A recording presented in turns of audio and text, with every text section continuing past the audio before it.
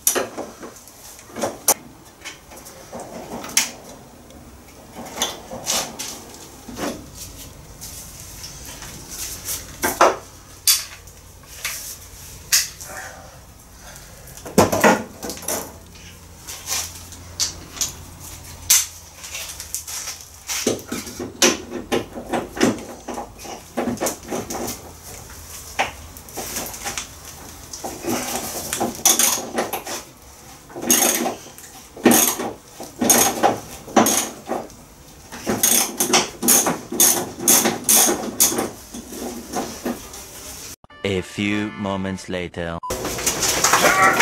Slide it forward. Okay. We got it?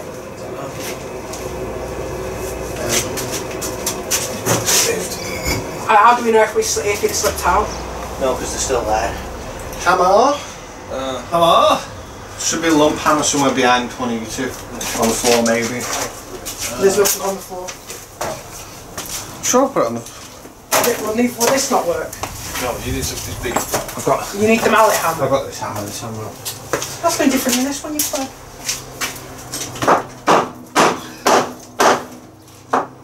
We don't need to lift the back up, do we? Ready?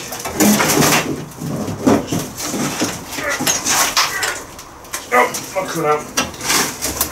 It's moving. Yeah, your one is our one.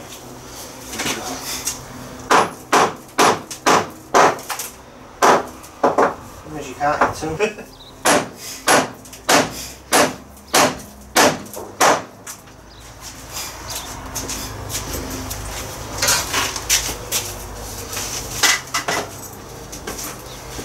Right, we're in attempt number 8. If we can pull it forward once we've lifted it enough. No, the problem is you can't lift it enough because the back goes down. Yeah, the back's is fine, we can let the back slide. It's got nothing, it's flat. The only bit, the bit that the back rests on is here. It doesn't rest on any of this until this suspension point, so we can pull it forward. We should be able to. See, it doesn't lift any more than that. Okay, welcome back everyone. I had to cut the last video short because we had to get an extra helping hand to get the body off, and that person didn't want to be on camera. We thought that it was just too heavy for us to lift, but in hindsight we probably could have lifted it if I had detached the handbrake cable, which I didn't do. I forgot about it. So we was pulling against the chassis when we was trying to lift it, but we got it up and we got it on top of the wooden frames that we built in, well, the video before last. I think it'll be the video before last. I'm quite behind on actually editing the footage and getting it to where it needs to be, so I think the latest video that I've currently got up is painting the chassis, which was like 3 weeks ago. But yeah, I got it on top of these wooden blocks and I put the first piece that will support the frame, which will be to support the frame when it goes on properly. It's not support the frame. To support the body when it goes into the frame that I've built, the wooden frame, properly, to allow me to rotate it round. So I will show you that now. Okay, so we're at the front of the tub, and as you can see there is a bar that I've bolted through the original mounting points here and here all the way across. That's the same as the other bracing, 1 inch square tube.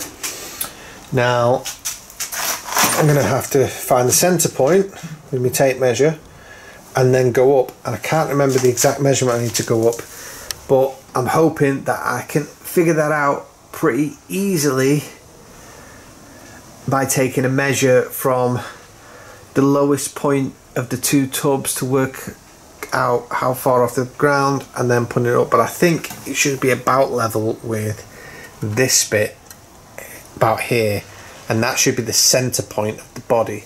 If it's not exactly perfect, I have come up with a way where I can lock it. I'm going to attach a thing to the front of here with a rubber pad on that I can just turn onto the thing to apply tension to the tube that comes through here, and that should give it enough resistance to stop it spinning around. But yeah, I'm going to set the camera up and I'm going to get straight to measuring and cutting what will soon be the front rotational support. That's probably a good name for it.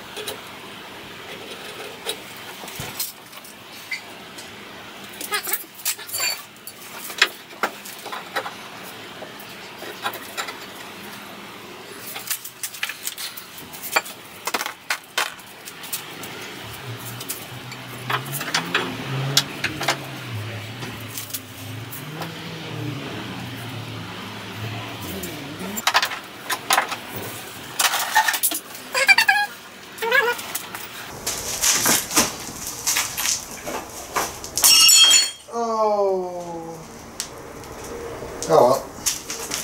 Bye bye coffee cup number 16.